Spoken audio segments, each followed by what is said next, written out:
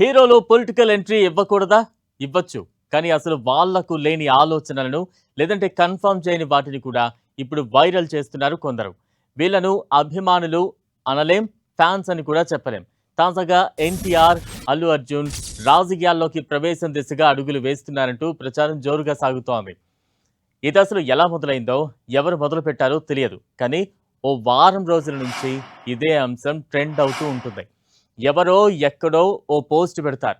దాంతో మిగిలిన ఫ్యాన్స్ నిజమేనేమో అనుకుంటారు. చివరకు వీళ్ళ ఓవర్ యాక్షన్ దెబ్బకి ఈ హీరోల టీం స్పందించాల్సి ఉంటుంది. ప్రస్తుతానికి రాజకీయ పరంగా ఎలాంటి అడుగులు వేసే ఉద్దేశం ఈ ఇద్దరి స్టార్లకు లేదని చెబుతున్నారు. అయితే అది కూడా ఇంతవరకు ఎవరూ అధికారికంగా నిర్ధారించలేదు.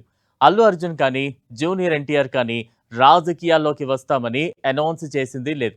కానీ సోషల్ మీడియాలో మాత్రం ట్రెండ్ అవుతున్న విషయాలతో జనంలో గందరగోళం ఏర్పడింది.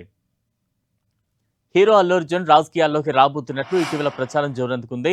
పొలిటికల్ ఎంట్రీ ఇచ్చేందుకు ఇప్పటి నుంచే గ్రౌండ్ వర్క్ ప్రిపేర్ చేసుకుంటున్నారని టాలీవుడ్ వర్గాల్లో టాక్ వినిపించింది.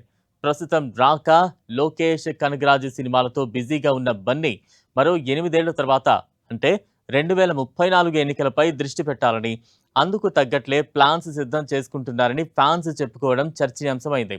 తమిళనాట విజయ్లా అల్లు అర్జున్ కూడా తన అభిమాన సంఘాలతో ప్రజలకు చేరువై ఆ తర్వాత పొలిటికల్ ఎంట్రీ ఇవ్వాలనే ఆలోచనలో ఉన్నట్లు ఊహాగానాలు వినిపిస్తున్నాయి.